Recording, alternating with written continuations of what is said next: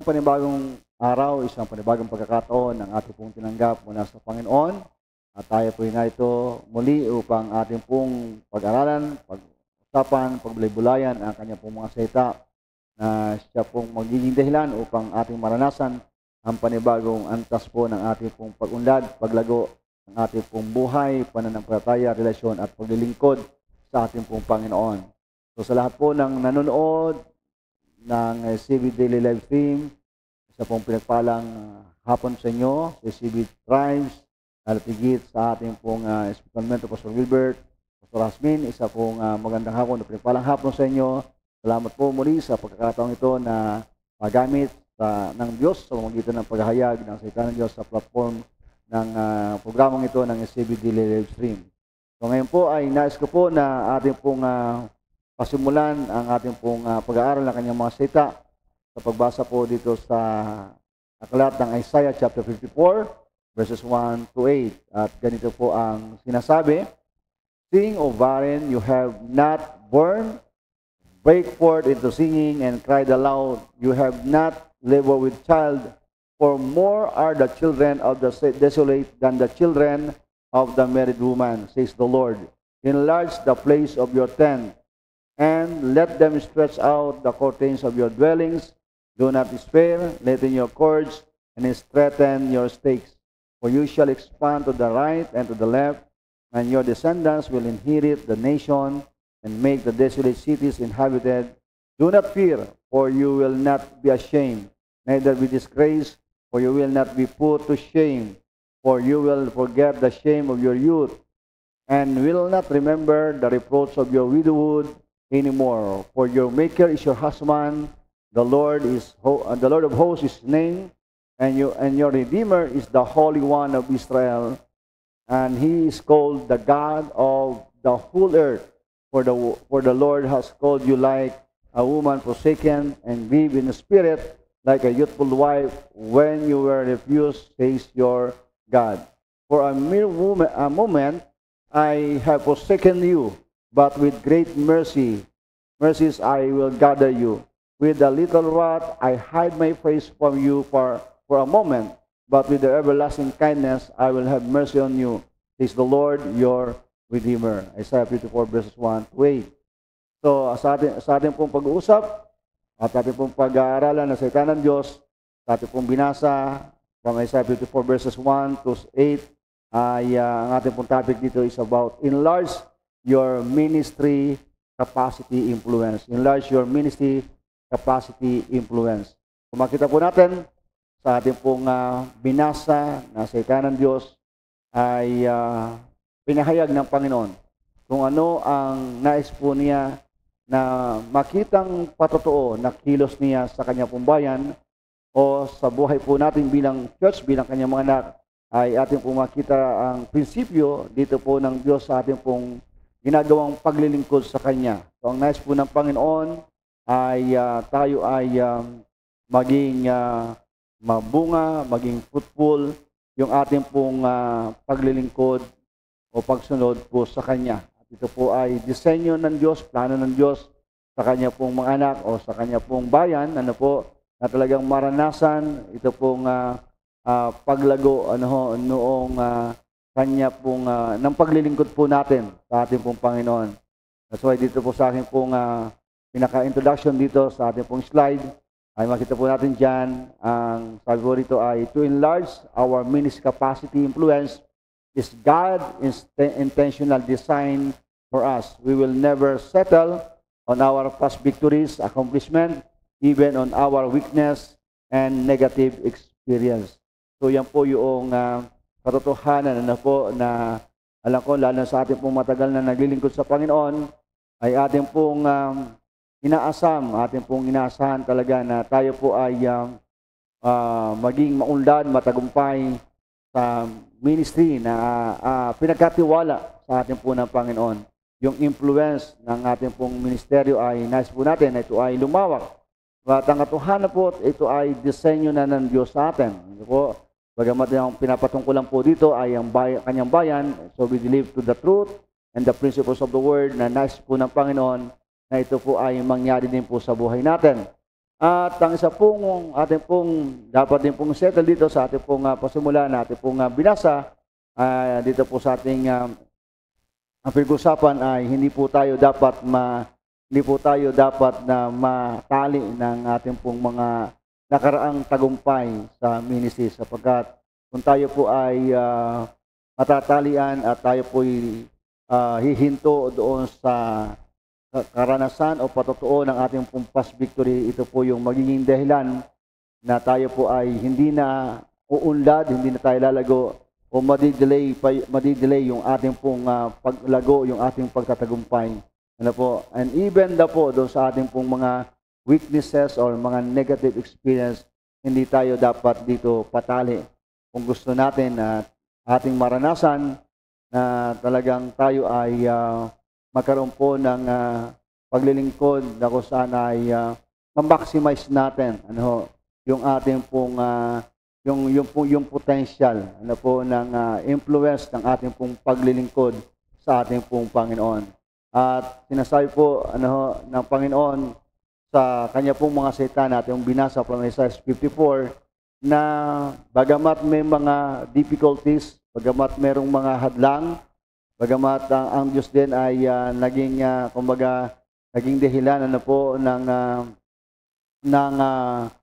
hindi pag-unlad, ng paglago, ng kalagayan ng kanyang bayan, but pinapakita po rito ng Panginoon na kinakailangan na tayo ay manghawakan o manindigan tayo doon sa panahong itinakda ng Diyos na yung kanyang grasya ay ating pong talagang maranasan para tayo ay magkaroon ng breakthrough sa ating pong paglilingkod po sa Kanya. At sinasabi po ng Panginoon, dito sa ating pong binasa sa Kanyang salita na bagamat may mga hadlang, mga difficulties, tayo ay magpatuloy. Sabi po rito, God is telling us to keep moving forward in spite of difficulties or hindrances in life.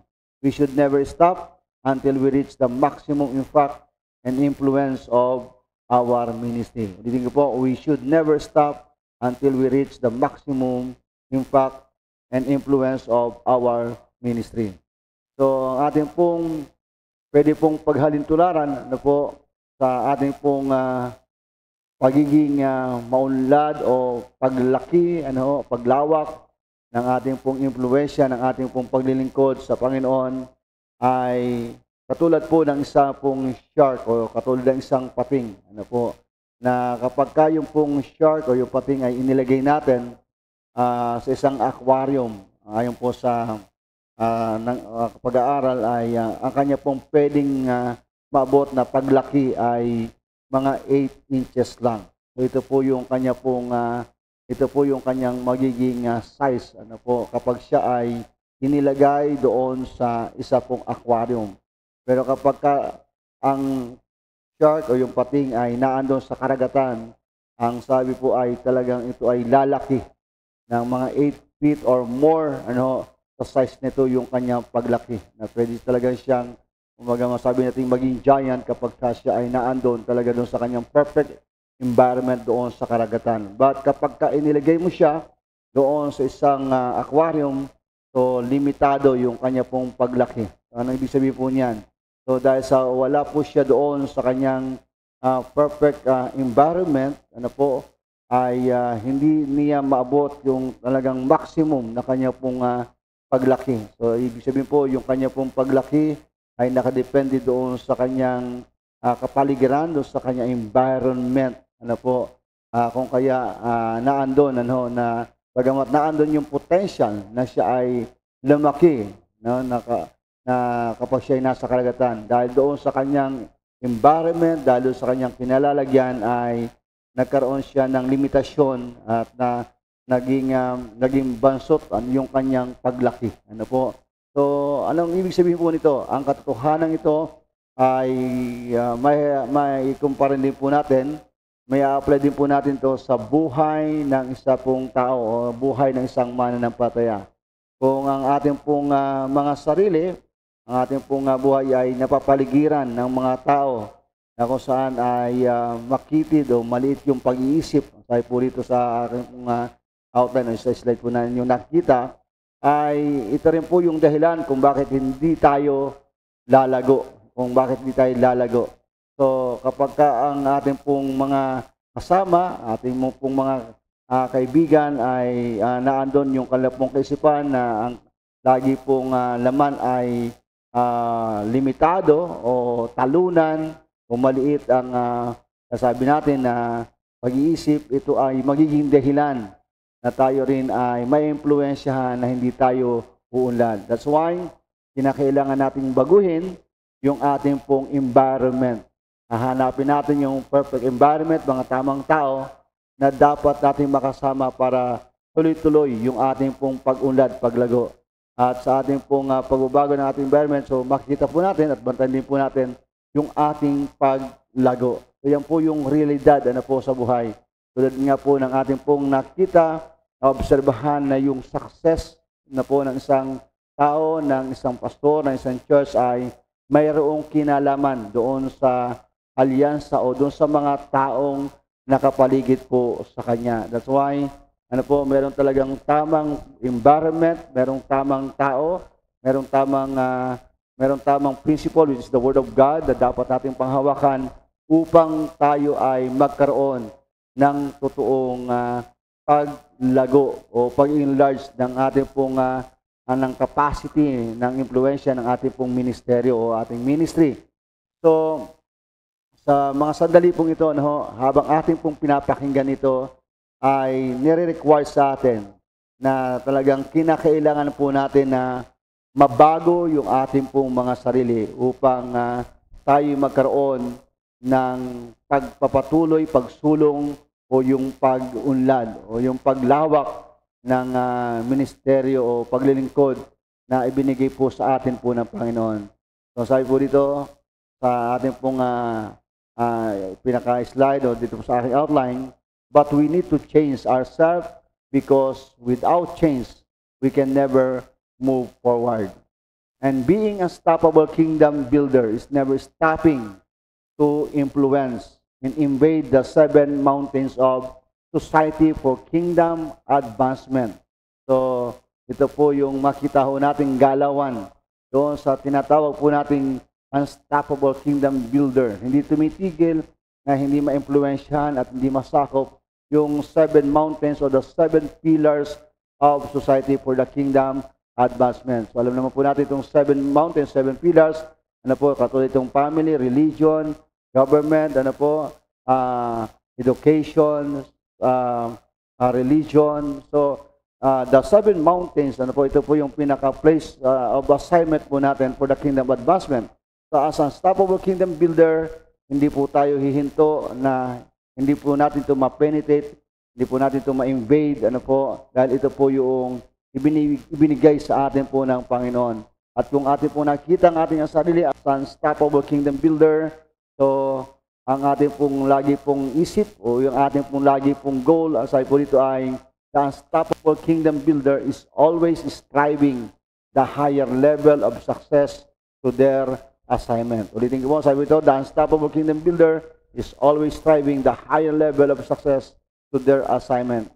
And ito po yung sinabi ng word, maging sa ang Panginoon ay hindi po natuwa, doon sa kanyang bayang Israel, nung makita po ng Panginoon na ang kanya pong bayan ay nanatili na po o tumagal na yung panahon ng kanila pong paghinto doon po sa Mount of Horeb. So alam na po natin na napaka-significance ang bundok na ito, the Mount of Horeb, sapagkat dito nila po naranasan yung makita yung kalawalhatian ng Panginoon, ng kapangyarihan ng Panginoon. Dito na-receive ni Moses, yung instructions, yung law ng Panginoon. Kumbaga sa panahon po natin ay kung ating pong halintulad sa isang church, ay naranasan yung matinding revival.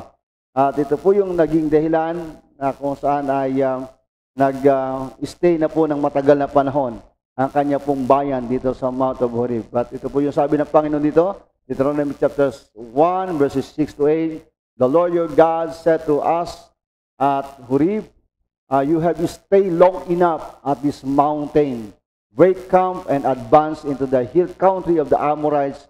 Go to all the neighboring peoples in the Araba, in the mountains, in the western foothills, in the Negev, and along the coast, to the land of the Canaanites and to the Lebanon, as far as the great river, the Euphrates. See, I have given you this land.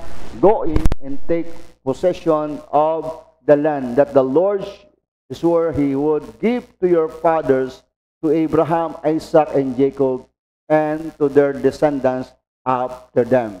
So sa word pong ito, makita ho natin, ano po, na inutusan ng Panginoon ang kanyang bayan dahil maging siya po, ang sabi po dito ay hindi niya, ano po, gusto na ang kanyang bayan ay manatili, ano ho, sa bundok na ito ng Horeb. Kasi ang kanila pong journey o assignment mula sa Lord ay maglakbay, pasukin ang promised land na pinangako niya, ano po, sa kina Abraham. At ito nga po ay pinakamana ng kanyang bayang Israel. At dito po ay sinabi po ng Panginoon na magpatuloy sila sa paglalakbay. At upang makapagpatuloy, ano po, ang sabi ng Panginoon ay sila ay makita po nila na yung lupain ay ibinibigay niya, ano po, sa kanya pong bayan, sa mga taong ito, na kinakailangan lang aksyonan, pasukin, angkinin ang lupain ito. At dito po ay sinettle ng Lord, ano po, yung kanila pong kaisipan, yung kalapong damdamin, yung kalapong naranasan, ano po, na hindi ito dapat maging hadlang doon sa pinaka-assignment na ibinigay ng Panginoon sa kanila na pasukin ang promised land. So, ibig sabihin po dito ay hindi dapat, ano po, na manatili, ano, doon sa nakaraan na tagumpay o ano man po yung kanila pong mga kaisipan ay hindi dapat maging hadlang, ano po, doon sa pagpapatuloy ng kalang journey to possess the promised land. So, ang makita ko natin dito, ano po, ay niremind sila ng Panginoon na kinakailangan na mayroong progress yung kalapong journey. Kinakailangan habang tumatagal ay malapit sila ng malapit at mapasok nila yung pong promised land. So dito po ay pinakita po ng Panginoon na kapag meron siyang instruction, kapag meron siyang pinaka-pangitayong ibinigay, ano po, dapat ay doon tayo naka-align yung ating pong mga sarili, yung ating pangitain, yung ating pagkilos, yung ating pong mga kaisipan. At higit sa lahat, makita ho natin na tiyak, ano po, yung victory, yung progress, ano po, ng kanila pong journey dahil merong salita ng Diyos na malinaw na ibinigay po sa kanila. Na dito po sa word na ito ay pinapakita ng Lord na meron ng, ano po, tiyak na tagumpay. See, I have given you this land. Go in and take possessions of the land. So ito po yung word, ano po, na sinasabi po ng ating pong Panginoon. At ang isa pong naging delay, ano po, sa kalapong pagpasok na ito ay yung kanila pong karanasan sa Panginoon, na kanila nga pong naranasan yung makita yung kaluwalhatian ng Panginoon, makita yung kapangyarihan ng Panginoon through Moses na tumanggap ng kanya pong kautusan ng salita ng Diyos. So dito po ay pinapahayag po ng salita ng Panginoon na yung pong pag-i-enlarge, pagpapalawak, ano po, ng ating pong influence, ng ating pong ministeryo ay maliwanag na intention, plano ng Panginoon sa kanya pong church o sa kanya pong mga anak. At ngayon po ang tanong, how do we enlarge your ministerial capacity influence? How do you enlarge your ministerial capacity influence? Number one, see yourself with a big picture of fruitfulness in life. See yourself with a big picture of fruitfulness in life. So sabi po ng Isaiah 54 verse 1, seeing, O barren, you have not borne break forth into singing and cry aloud. You have not labored with child. For more are the children of the desolate than the children of the married woman, says the Lord.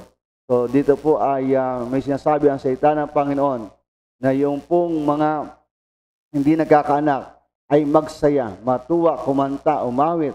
Ano po, na sabi po dito ay bagamat sila ay hindi nagkaanak before, ang sabi ng Panginoon ay sila po ay magkakaroon ng maraming anak. So dito po makita ho natin na hindi kalooban ng Panginoon na sa ating paglilingkod ay maging tulad ng isang babaeng baog. Ang nais ng Lord ay maging mabunga tayo. Ano po, sabi po rito, God deliver you from barrenness or unproductive life. God deliver you from barrenness or unproductive life. So naniniwala po ba tayo dito na tayo po ay pinalaya na ng Panginoon from the barrenness or the unproductive life? So hindi po ito kalooban ng Lord sa ating pong paglilingkod, pagsunod sa Kanya na ano po yung barrenness or unproductive yung ating pong buhay in all aspect. So, ang nais po ng Lord ay mag-prosper tayo, maging fruitful tayo sa ating pong buhay. So, sabi po ito, God says, rejoice because He is rewarding you to have a fruitful life. God says, rejoice because He is rewarding you to have a fruitful life. So, sabi po ng word dito, I sing, O valley, you have not borne, break forth into singing and cried aloud. You have not labored with child, for more are the children of desolate than the children of the married woman, says the Lord. Sing, ibig sabihin po ay pinapahayag po nito ng Lord na tayo ay magsaya. Bakit? God says, rejoice because He is rewarding you to have a fruitful life. At yun din po ang sinabi ng John 10:10, ano po yung nais po na ano po yung binigay sa atin ng Panginoon na uri ng buhay. Ang sabi po dito, the thief comes only to steal and kill and destroy. I have come that they may have life and have it to the full. So, hindi lamang po buhay ang binigay sa atin ng Panginoon, kundi ang sabi po dito ay ang buhay na masagana. So, ito po yung kalidad ng buhay. Na dito po sa word na ito, ang pinaka-kalidad ng buhay, ang pinaka-matagumpay na buhay, ang pinaka-prosperous na buhay, ay matatanggap lamang natin mula sa ating pong Panginoon. At ayon po sa lingkod ng Diyos ni Dr. William Boone, sabi po niya, the fullness of life is not what you have, but what you possess. The fullness of life is not what you have, but what you possess. Praise God. Dahil sa sinabi po ng Panginoon dito, na sa ating pong pagtanggap sa Kanya, sa ating pong connection sa Kanya, sa ating relationship sa Kanya, praise God, ay tinanggap natin, inangkin natin yung buhay, at ang buhay nito ay hindi lamang basta buhay, kundi sabi ito yung buhay na nagpapatuloy na umuunlad o nagtatagumpay. So sabi po dito, we must, in my outline, we must establish ourselves in the principles of fruitfulness as one of the blessing of dominion mandate and the quality of life that God plans for us. We must establish ourselves in the principles of fruitfulness. Tulad nga po ng sinabi kanina sa salita ng Diyos, sa John 10:10, makita natin ano yung buhay na ibinigay po sa atin ng Panginoong Jesus. Buhay, hindi lamang basta buhay, kundi isang buhay na masagana, matagumpay, sa kasalukuyan at hinaharap. And from the beginning, makita po natin, nung likhain ng Diyos, ang tao ay kaakibat na nito, naka-deposito na po sa buhay ng tao yung prinsipyo na kung saan as one of the blessing of the dominion mandate ay yung maging fruitful ang buhay ng anak niya o ng kanya pong church. So ito po ay plano ng Panginoon. Kaya po ang sabi po rito, sa truth na ito, we must establish ourselves in the principles of fruitfulness as one of the blessing of dominion mandate and quality of life that God plans for us. So sabi po ng Genesis 1:27-28, so God created man in His own image. In the image of God, He created him, male and female, He created them, and God blessed them, And God said to them, be fruitful and multiply and fill the earth and subdue it and have dominion over the fish of the sea and over the birds of the heavens and over every living thing that moves on the earth. So, sabi naman po ng ating spiritual mentor, Pastor Wilbert, without the blessing in favor of God, it is impossible for us to have a fruitfulness of life. Without the blessing and favor of God, it is impossible for us to have a fruitfulness of life. And next, how do we enlarge your ministerial capacity influence? Number 2, stretch your ministry capacity influence by breaking every limitation and restriction. Ulitin ko po, how do we enlarge your ministerial capacity influence? Stretch your ministry capacity influence by breaking every limitation and restriction.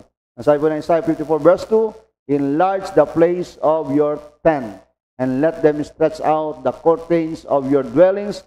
Do not spare, lengthen your cords and straighten your stakes. So ito po yung pagkukuman ng Lord. Enlarge the place of your tent. So nice po ng Lord na merong progress yang nakikita sa atin dahil ito ay kanyang command po sa word na ito. Amen. And sabi po ito, and let them stretch out the curtains of your dwelling. So meron pong pag-renovate. Ano po dito? Ibig sabihin ito ay, ang pag-renovate ito ay, ang purpose ay lalo pang lumaki. Ano po? Ito pong pinaka-tent o itong tahanan, bahay. At ang sabi po dito, do not spare, lengthen your cords and straighten your stakes. So sabi po dito ng word na ito ay malinaw. Ano po? Ang pinapatungkalan nito ay sa pag-enlarge, sa pagiging fruitful, ano po, pagiging malawak yung impluwensya ng ating pong galaw na paglilingkod o pagsunod sa Kanya. Kaya sabi po dito, we must be willing to stretch by our obedience to God. Amen? So we must be willing to stretch by our obedience to God. So kung nais po natin na ating pong maranasan yung pag-enlarge ng ating pong ministerial capacity influence ay tayo muna ay makita ng Panginoon na talagang willing may stretch ang ating pong buhay sa magitan po ng pagsunod sa Kanya. So alam naman po natin sa iba't ibang panahon ay meron pong iba't ibang instruction, mayroong iba't ibang utos ng Panginoon na ibinibigay sa atin upang maipakita rin natin sa Lord yung ating pong pagsunod or na matest tayo ng Panginoon doon sa ating pong pagsunod sa Kanya. And naniwala po tayo doon sa goal ng Lord na itinetest yung ating pong obedience ay upang tayo ay dalhin doon po sa patuloy na pag-upgrade, pag-taas ng level ng ating pong obedience sa Panginoon. So, ibig sabihin po niyan ay pag-angat din o pagtaas din ng ating pong spiritual stature. At sabi rin po dito, we must be willing to stretch by moving out from our comfort zone and breaks it. So, kung ating pong gagawin na may stretch yung ating pong ministry capacity influence na ating pong maranasan sa magitan ng pagtatanggal, pag-aalis ng mga hadlang o mga limitation. So, alam po natin, sa ating po mga sarili na ang isa sa pinakakalaban natin, ay yung pong ating pong mga sarili, yung ating comfort zone. So, ito pong another level, nung pag-angat ng pagsunod sa Panginoon ay hindi po pwedeng hindi matouch o i-break yung ating pong mga comfort zone. Kaya sabi po ito, we must be willing to stretch by moving out from our comfort zone and breaks it. Tulad po ng sinabi ng Panginoon sa kanyang bayang mga Israelita na kanilang iligpit yung kanilang tent at magpatuloy sa kanila pong paglalakbay. So, kinakailangan i-break, kinakailangan tanggalin itong mga comfort zone na ito upang makita po tayo doon sa kalagayan na meron tayong fruitful life, merong progress sa ating pong paglilingkod o pagsunod sa Panginoon. Kaya sabi ito, we must be willing to stretch by by our equipping process with complete commitment until we reach our full potential. We must be willing to stretch by our equipping process with complete commitment until we reach our full potential. Kaya salamat sa Lord na po sa ating pong mga churches. Merong nangyayaring mga small group o one-to-one, merong nangyayaring mga discipleship program, ano po, o itong ating pong mentoring sa SCB. So ang pinaka-goal po niyan, talagang ma-stretch tayo, lumago tayo sa ating pong ministerial skills, yung ating pong mga gifts, yung ating pong mga talent ay patuloy pong ma-discover at ma-develop ano po, sa mamagitan ng mga training na yan, sa mamagitan ng equipping na yan. Kasi po, ano po, tulad ng ating pong madalas na marinig, ay walang shortcut ano po, doon sa ating pong pag-serve sa Panginoon. At kung gusto nating maranasan na meron tayong promotion sa Lord in the ministry or mag-enlarge yung capacity ng influence sa ating ministry, so kinakailangan natin na maranasan yung pagdaan doon sa process. Kaya magpasalamat tayo sa Lord kapag doon po sa ating church na kayo nabibilangan o yung ating pastor ay walang tigil. Ano po, na tayo ay mini-mentor, tayo dinidisciple, din-equip,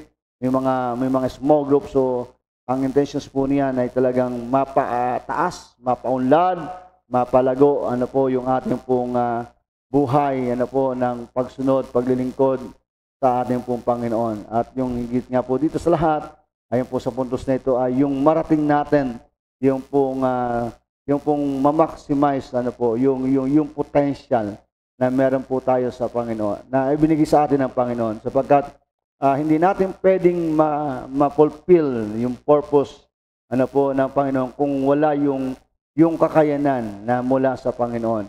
Na alam po natin na kapag si Lord ay merong purpose sa buhay ng kanyang anak o ng isang tao, kakibat po nito yung provisions ng Lord na kakayanan upang magampanan niya yung kanya pong purpose. So kung atin pong magagamit yung pong potential ano po, na binigay sa atin ng Lord, because dumaan tayo doon sa equipping process ano po, na kung saan na-stress tayo yung ating pong kakayanan ano po. So nagagampanan natin na mabuti yung ating purpose, and once na ating pong nagagampanan yung ating pong purpose, isa po yung sa masasabi natin merong pag-excel ano po yung ating pong buhay. So isa po yung sa talagang masasabi nating breakthrough dahil lumalakad tayo doon sa purpose ng ating pong buhay.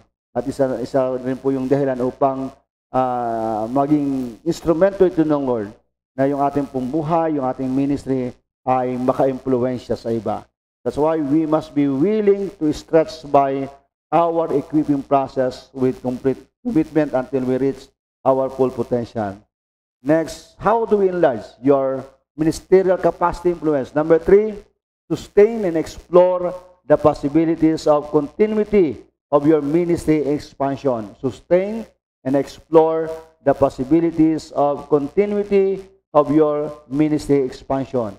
Nasabi po ng Isaiah 54 verse 3, "For you shall expand to the right and to the left, and your descendants will inherit the nation and make the desolate cities inhabited." Praise God. For you shall expand to the right and to the left, and your descendants will inherit the nation. So, isa po yan sa napakagandang tingnan, ano po na nangyayari sa buhay ng isang church, sa buhay ng isang pastor, sa buhay ng isang mananampalataya, sa buhay natin na kung saan ay meron talagang pag-i-enlarge, ang sabi po dito, pag-expand to the right and to the left. At then the good news po dito ay ito daw po ay magiging legacy ng ating mga susunod na generasyon. That's why we need to sustain, explore the possibilities of continuity of your ministry expansion. So when the church people grow consistently, ang sabi po, the ministry expansion will become a testimony of God's promotion. When the church people grow consistently. So dito po ay pinapalalahanan tayo na sa church life, ano po, ang dapat pong nakikita, ang sabi po dito ay merong pagpapatuloy na paglago. So ito po ay minimithi ng lahat, lalo't higit ng mga lingkod ng Panginoon, na talagang ang mga mananampalataya sa loob ng isang simbahan ay magpatuloy sa paglago. Unang-una po doon sa kalapong personal na buhay sa Panginoon, yung relasyon nila sa Panginoon. Sa relasyon na kanila pong responsibilidad doon sa ministry. Ano po? So, masabi po natin na talagang yung paglago sa loob ng simbahan ng mga mananampalataya, ito po ay dahilan na kung saan yung pong expansion ng church, ng ministry ay mangyayari. At kung ito'y nangyayari, ang sabi po dito ay ito'y patotoo na ito ay promotions ng Panginoon sa church na ito. So ito po ay masarap na i-celebrate ng kabuuan ng isang iglesia na kung nakita yung church ay nag-expand yung kanya pong ministry. Kasi ang dahilan po, ang mga tao sa loob ay merong nangyayaring paglago tuloy-tuloy. Ito po yung makita ho natin na breakthrough na kung saan ay kapag merong tuloy-tuloy na paglago, ibig sabihin po niyan, yung buhay din ng mga tao sa loob ng simbahan ito ay tuloy-tuloy ding nababago. Kasi nga po, ang paglago ay nagsisimula, nangyayari yan kapag merong pagbabagong nangyayari sa buhay ng mga tao sa loob ng simbahan. At wala pong pagkakaiba yan sa Book of Acts, sa early church na kung saan ay masabi po roon ay dahil na-encounter nila ang Espiritu ng Diyos sa kapuspusan ng Banal na Espiritu at araw-araw nilang narinig ang salita ng Diyos, araw-araw sila ay merong fellowship, araw-araw sila ay merong breaking of the bread, lagi nilang narinig ang salita ng Diyos. So napakabilis nung kanilang transformations ng buhay, at yung transformation ito ng buhay nila, yung pagbabago ng buhay nilang ito, ang naging dahilan kung bakit ang sabi puro ng word ng Acts ay araw-araw ay merong idinaragdag ang Diyos sa kanila ng mga taong naliligtas. So makita ho natin na kapag meron na promotion nanggagaling kay Lord sa isang simbahan dahil merong tuloy-tuloy na paglago, ang Diyos na mismo ang siyang nagko-connect, ang nagdadala ng mga tamang tao, na mga taong ito ay magiging dahilan din na ang church na ito, ang ministeryo nito ay makakikreate pa ng paglawak ng impluwensya ng ministeryo ng iglesyang ito. So ito po ang isang ating pong dalangin sa bawat isa sa atin, ng mga lingkod ng Panginoon sa mga simbahan, sa mga panahon ito na mangyari nga po na kung saan ay yung ministry expansion ng church ay dahil ito ay promotions ng Lord sa ating mga simbahan sa ating buhay. Kasi meron pong paglago sa buhay natin. At kung merong paglago sa buhay natin, ang ibig sabihin merong nabago, merong pagbabago sa buhay natin. That's why sa pong bagay na ating pong kailangan to sustain, explore the possibilities of continuity of your ministry expansion, ay nagsisimula po yan sa bawat isa, sa bawat individual na nasa loob ng iglesia o sa bawat isang mananampalataya. Kaya sa ating pong pagmimithi ng tuloy-tuloy na paglago, pag-enlarge ng capacity ng impluwensya ng ating ministeryo, ay matutunan din natin sa ating mga sarili na i-train natin yung ating sarili na tayo ay lumago. So, saan mang aspeto, mang specific areas ng buhay natin na sa palagay natin, kinakailangan natin palaguin po natin. Kung saan tayo ay merong makita nating kahinaan, ito po isang bagay na hinihiling natin sa grasya ng Lord na tayo lumago dito. Wala pong pagkakaiba yan sa bodybuilding. Na kung saan, dahil na-experience ko nga po mag-gym, ay kung alin yung portions na maliit na muscle, so doon nakapokus yung pong pagbubuhat ng pagdagdag ng mga weight upang lumaki ito, at kung saan mahina yung portion ng pagbuhat ay binibigyan ng focus para ito'y palakasin upang hindi manatili siyang mahina, o sa isang muscle hindi siya manatiling maliit. So kailangan niya yung training, kinakailangan niya talagang i-work out ito. So same truth, same logic po sa buhay natin. na sa ating sustain at pag-explore ng posibilidad na magpatuloy tayo sa pag-expand ng ating ministeryo, paglago ng buhay natin. So train yourself to grow and think significant things daily. Train yourself to grow and think significant things daily. And next is spend time to study and meditate the Word of God and pray daily. So alam ko naman po na alam na natin ito sa mga matagal ng mga mananampalataya. But ang maganda po nating maging motivations dito, bagamat may pamilya na sa atin, itong ating pong pinaka-basic, na spiritual discipline, but that's why yung pong puso pa rin natin ay naandun yung eagerness, naandun yung hunger and thirst natin sa mga bagay nito. Dahil alam po natin na kung meron tayong ganitong motivations, praise God, ay naranasan natin yung encounter sa presence ng Lord while study the Word of God, meditate the Word, and pray. So yan po ay hindi na po natin to binabaliwala sa buhay po natin. At ang isa pong bagay na makita po natin sa buhay natin, kung gusto natin maging blessing tayo, sa church natin kinabibilangan, kung gusto natin maging blessing tayo sa pag-expand ng ministry ng iglesia o sa ating pastor, ay requirements po ay yung ating nabanggit po sa inyo kanina, yung tuloy-tuloy natin pong paglago sa ating pong mga sarili. So isa pong kagalakan, kasiyahan ng isang pong pastor na kanyang pag-observe mula sa leaders, sa workers, sa member, yung merong paglago na nangyayari, yung merong pag-matured na nangyayari sa buhay ng isang mananampalataya. Masaya na po kami doon kapag nakita po namin po na merong paglago. Kasi ibig sabihin nga po na kung merong paglago, meron talagang pagbabago na nangyayari sa buhay ng bawat mananampalatayang ito. At ito po yung isang bagay na makapagpapabilis doon sa journey ng church na sa pag-fulfill doon sa kanya pong assignment or doon sa kanya pong vision na kung saan ay ikaw ay kasama sa journey ng iyong pastor na lumalago. So ito po ay isa pong malaki pong impact doon sa pagkakaroon ng pag-expand ng ministry ng church. Kaya po sabi po ni Dr. William Boone, if you want to go with me, you must grow with me. So ito po yung kanya po isang quotation na nabanggit ng tanda ko. If you want to grow with me, you must grow with me. So yan po ay magandang salita na ibig sabihin sa isang church ay walang naiiwan na hindi po lumalago. Especially the leaders, the elders, the workers of the church.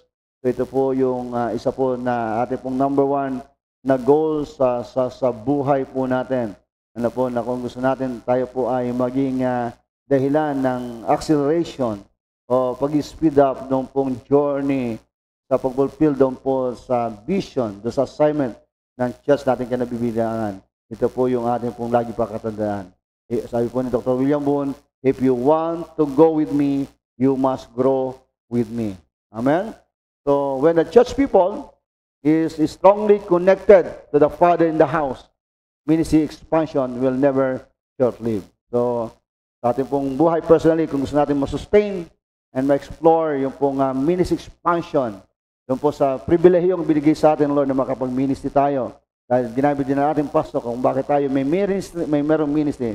So, huwag po natin kalilimutan yung pong ating pag-build ng ating pong strong relationship o connection sa ating pong pastor. Dahil kung meron po tayong ganitong uri ng kondisyon ng relasyon, so yung ating pong pag-expand, ang ating pong pagiging mabunga sa ating pong ministry, ito po ay magpapatuloy.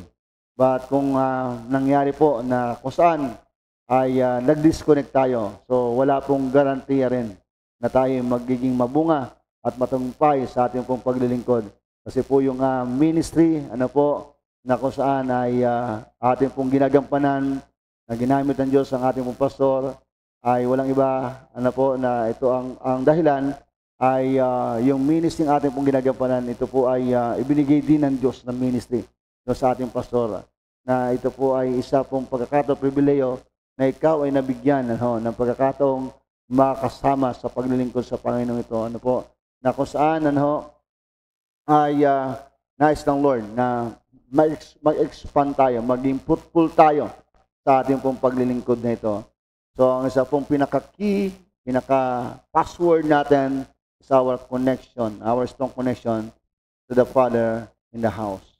And next po, the Father of the house, it is the pastor, is always teaching and challenging the presence and next generation to rise to their full potential. Isa po sa nagsusustain at pag-explore sa ministry expansion or the possibilities ng continuity ng ating ministry expansion ay yung pong tuloy-tuloy na kung saan ay tinuturuan tayo, china-challenge ang mga mananampatay, the present generation and the next generation na mag-raise up sa kanila pong full potential. Kaya nga po ang mga pastor, wala pong hinto, walang tigil sa pagtuturo, pag-equip, pag-mentor sa leaders, sa workers, sa members ng church.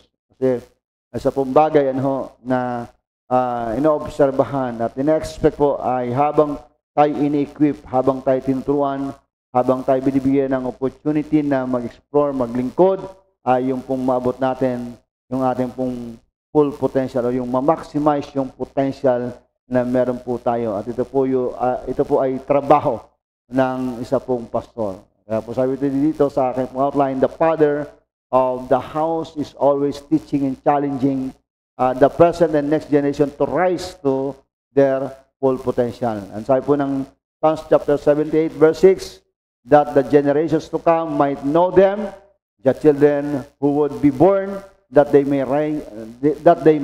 arise and declare them to their children, that the generation to come might know them. Kaya po the enlargement of the capacity ng influence ng ministry po ay pinapakita ho sa atin dito na bakit merong ganito pong ministry expansion o pag-enlarge ng capacity ng ministry dahil hindi po natatapos doon sa galaw ng unang henerasyon, yung pong pag-unlad, yung paglawak ng ministry. But the next generation ay ganun din pong lumalakad sila at mas napapaunlad pa nila yung pong ministry na iniwan o binigay sa kanila ng pastor. Dahil nga po doon sa nangyari na naturuan sila, na-equip sila na marating yung kanila maximum potential or the full potential na po na inilagay sa kanila ng Panginoon.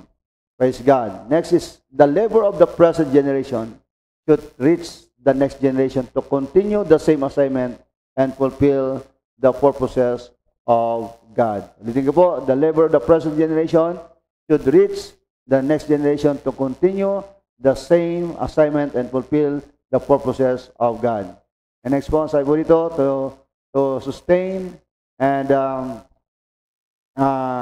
explore the possibilities of continuity of your ministry expansion. Ang sabi po dito, the continued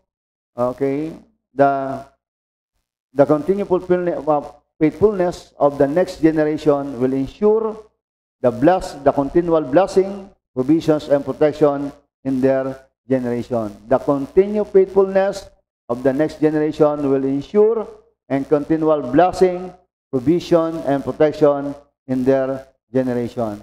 And each generation must contribute to fulfill the assignment of God in their day and hour. Then the compounded anointing consolidates the generational transfer.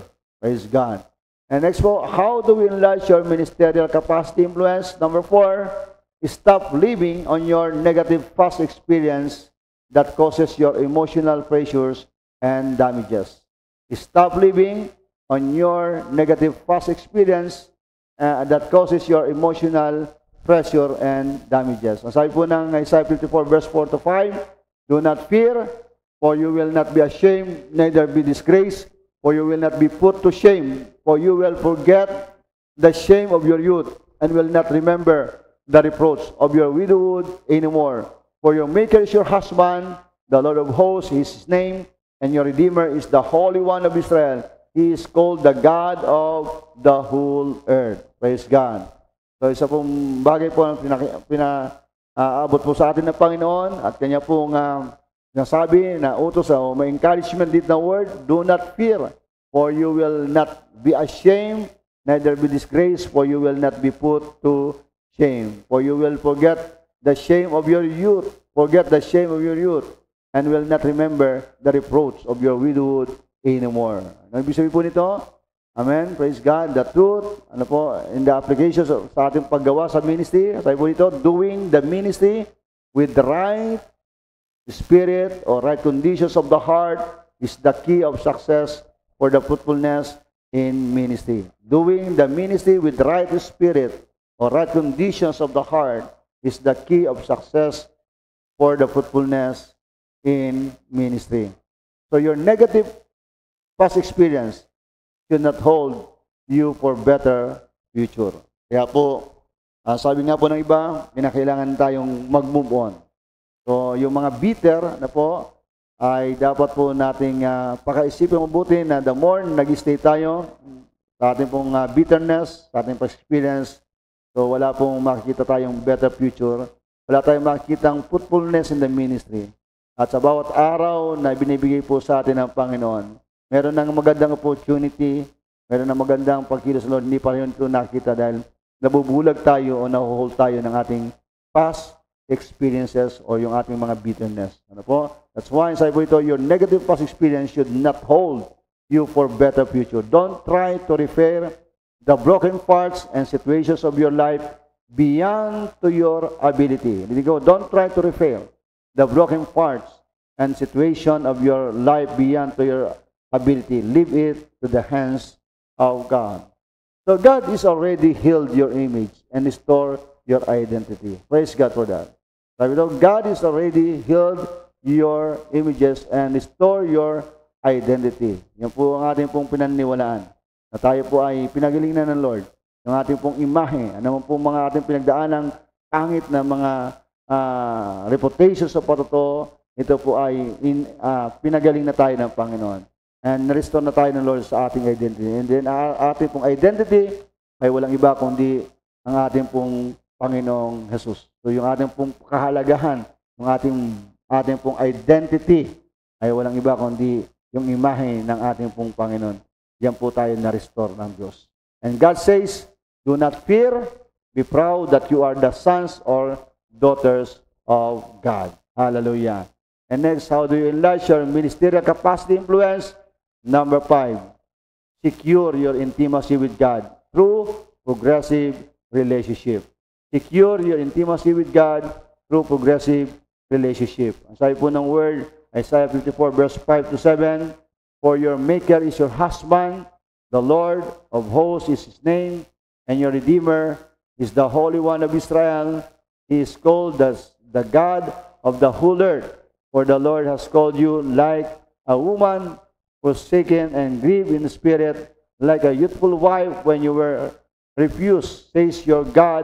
For a mere moment I have forsaken you, but with the great mercies I will gather you. Hallelujah. For your Maker is your husband, and your Redeemer is the Holy One of Israel. He is called the God of the whole earth. So ito po yung mga word na kusan. Pinapakita ko sa atin dito na ang pinakapuso ng Panginoon ay yung tayo ay maging malapit sa Kanya. Yung umuunlad yung ating relasyon sa Kanya. That's why secure your intimacy with God through progressive relationship. Kung gusto nating magkaroon ng paglawak yung ating pong ministerial capacity influence.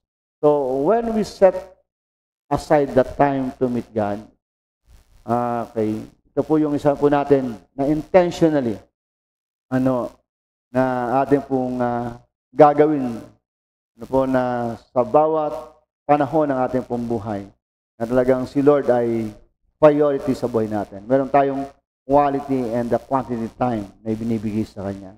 Kaya sabi po dito in my outline, when we set aside the time to meet God, we always receive a revelation who He is. As our Father, Redeemer, God, Lord or Ruler of our life. The more we know Him, the more we change. The more we know Him, the more we know God, the more we change. Yan po yung isang bagay na makita ho nating breakthrough in our relationship with God. Kung saan ay dahil sa tayo ay merong consistent na encounter sa Kanya. At the more na atin nakikilala siya, ay the more na nababago tayo. The more na siya yung ating kausap, the more na siya yung ating na-encounter, amen, the more na ating pong nagiging kamukha ang Panginoon. Mas lumulutang yung imahe, yung larawan niya sa buhay natin. Wala pong pagkakaiba yan, no? Nung si Moses ay nag-spend ang time, the 40 days and 40 nights with the presence of God.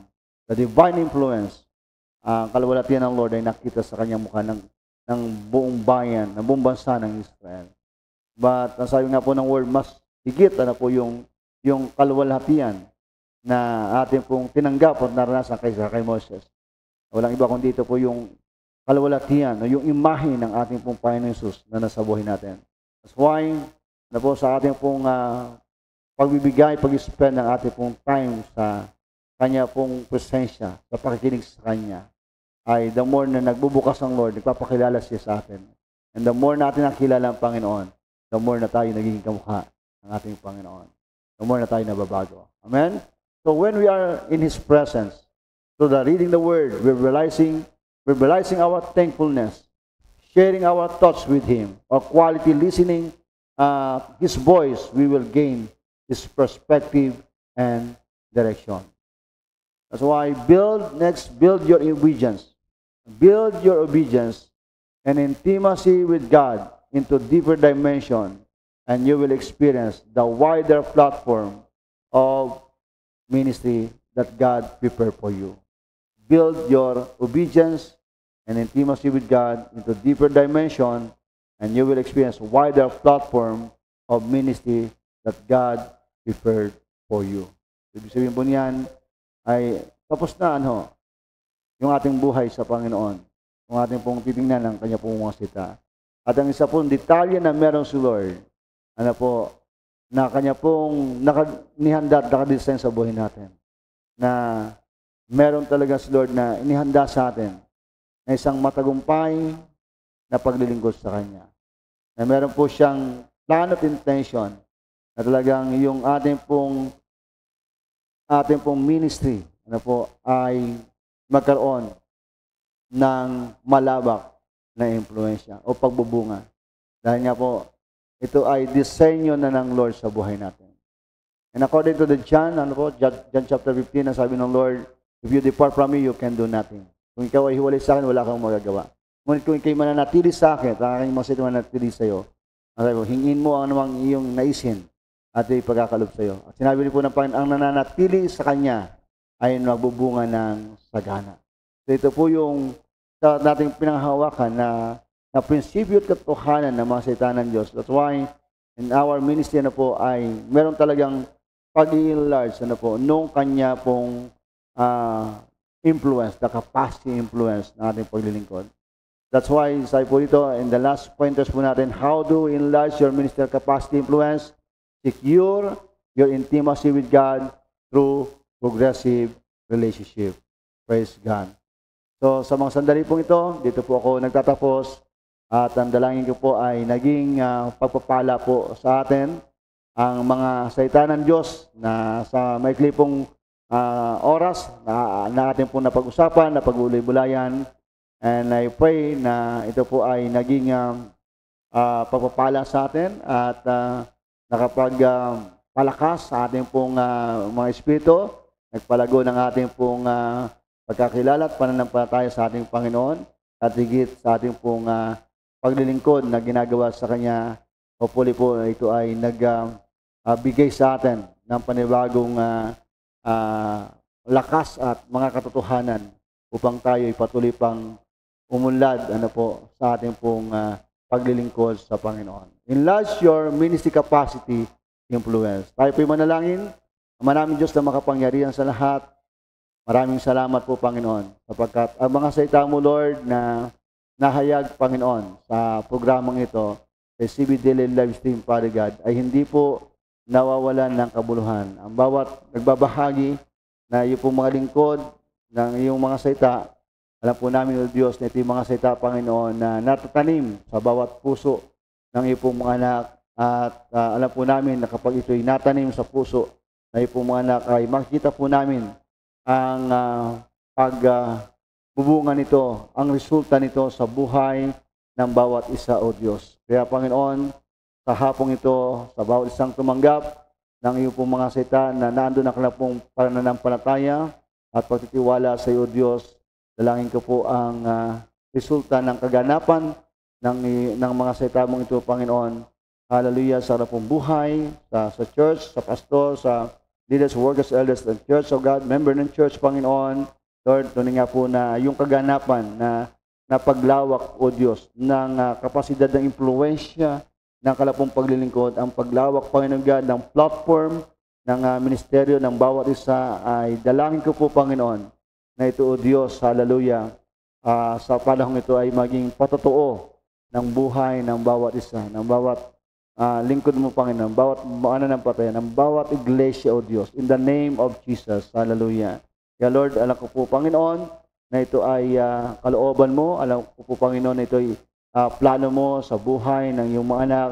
Kaya, O Lord, hallelujah, dalangin ko po ang kaganapan nito sa buhay po ng bawat isa ng iyong pong mga anak. Maraming salamat, Panginoon, sa iyo pong Espiritu na kung saan ay patuloy na gumabay at naghari sa aming pong kalagitnaan, samantalang kami ay nag-aaral, nagbubulay-bulay ng iyo pong mga salitang ito, Panginoon. Pagpalay po, Diyos, ang bawat isa, Panginoon, na nakinig ng mga salita mong ito, Lord, ang bawat pamilya, O God, ang bawat anak mo, Panginoon, sa mga silandakon na andon, Lord, continue to bless them and guide them, protect them, O God, in the mighty name of Jesus. Kaya, Lord, tayo po namin ibinabalik ang lahat ng kapurihan, alabat at karangalan. Ito po ang aming nagkakaisang panalangin sa pangalan ni Jesus. Amen and amen. Praise God. So maraming salamat po sa inyo lahat, and God bless us all.